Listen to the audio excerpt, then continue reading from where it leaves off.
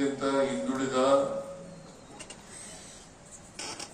ಮತ್ತು ಕಡಿಮೆ ಜನಸಂಖ್ಯೆ ಇರತಕ್ಕಂಥ ಒಂದು ಸಮುದಾಯ.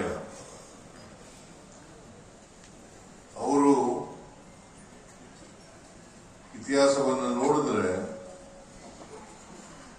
ಬಹಳ ಮೂಲ ಪುರುಷರು ಅಂತಕ್ಕಂಥದನ್ನ ಮರೀಲಿಕ್ಕೆ ಸಾಧ್ಯ ಆಗಲ್ಲ.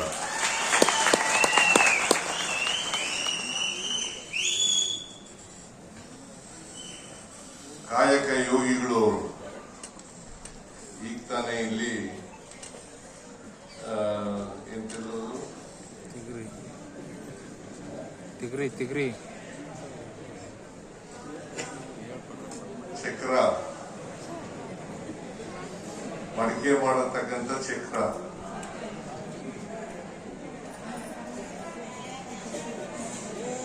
ಎಂತದೋ ಒಂದು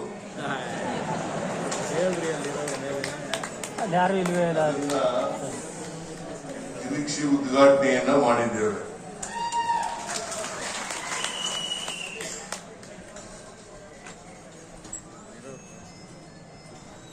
ಅದು ಒಂದು ಕಲೆ ಕೂಡ. ಈ ಕಲೆಯನ್ನ ಎಲ್ಲರೂ ಮಾಡಕ್ಕಾಗಲ್ಲ. ಯಾರಿಗೆ ಪರಿಣಿತಿ ಇರ್ತದೆ ಅವ್ರು ಮಾತ್ರ ಮಾಡಲಿಕ್ಕೆ ಸಾಧ್ಯ ಆಗುತ್ತೆ ಅಂತಕ್ಕಂಥ ಮಾತುಗಳನ್ನು ಲೋಹ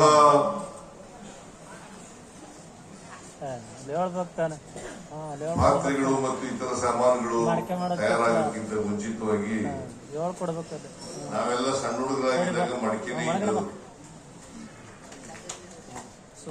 ಇವು ದೊಡ್ಡ ದೊಡ್ಡ ಇದನ್ನ ಇದು ಮಾಡಬೇಕಾದ್ರೂ ಕೂಡ ಮಡಿಕೆನಲ್ಲೇ ಮಾಡದಂತ ಪದಾರ್ಥಗಳು ಇರ್ತಿದ್ದವು. ಈಗ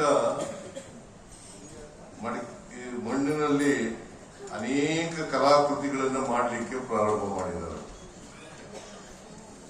ಸೊ ಅದರಿಂದ ಈ ಕಲಾಕೃತಿಗಳನ್ನ ಮಾಡ್ತಕ್ಕಂಥದ್ದು ಇದೆಯಲ್ಲ, ಇದು ಒಂದು ಕಾಯಕ ಅಂತಕ್ಕಂಥ ಮಾತುಗಳನ್ನ ಹೇಳಲಿಕ್ಕೆ ಬಯಸ್ತಾ ಇದ್ದಾರೆ. ಬಸವಣ್ಣವರು 12ನೇ ಶತಮಾನದಲ್ಲಿ ಕಾಯಕ ಮತ್ತು ದಾಸೋಹ ತತ್ವಗಳನ್ನ ಈ ಸಮಾಜಕ್ಕೆ ಕಟ್ಟೋದ್ರು. ನಮ್ಮ ಈ ಜಾತಿ ವ್ಯವಸ್ಥೆ ಇದೆಯಲ್ಲ, ಚಿತ್ರಣದ ವ್ಯವಸ್ಥೆ ಇದೆಯಲ್ಲ, ಇದನ್ನ ಮಾಡಿದವರು ಸ್ವಾರ್ಥಕ್ಕೋಸ್ಕರ ಮಾಡಿದವರು, ದೇವರು ಮಾಡದ್ದಲ್ಲ. ಯಾರು ನಿದ್ದೆ ಮಾಡ್ತಾವ್ರಲ್ಲ,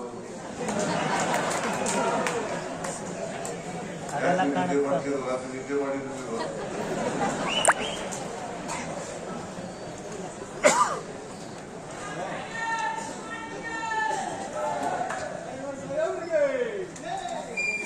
ಕಾಯಕ ಮತ್ತು ದಾಸೋಹ, ಈ ಚತುರ್ವರ್ಣ ವ್ಯವಸ್ಥೆ ಇದೆಯಲ್ಲ, ಬ್ರಾಹ್ಮಣರು, ಕ್ಷತ್ರಿಯರು, ವೈಶ್ಯರು, ಶೂದ್ರರು ಅಂತ ಮಾಡಬಹುದು. ಈ ಶೂದ್ರರು ಕೈನಲ್ಲಿ ದುಡ್ಡಿರಬಾರ್ದು. ಅದಕ್ಕೋಸ್ಕರ ಇವರು ಯಾವಾಗಲೂ ಕೆಲಸ ಮಾಡುತ್ತಲೇ ಇರಬೇಕು. ದುಡ್ಡು ಸೇರಿಬಿಟ್ರೆ ಕೆಲಸ ಮಾಡಲ್ವಲ್ಲ, ಅದಕ್ಕೋಸ್ಕರ ಶೂದ್ರ ಜನಾಂಗವನ್ನು ನಿರ್ಮಾಣ ಮಾಡೋದು. ನಾನು ಶೂದ್ರನೇ, ಬರೀ ನೀವು ಅಷ್ಟೇ ಶೂದ್ರರಲ್ಲ, ನಾನು ಶೂದ್ರ.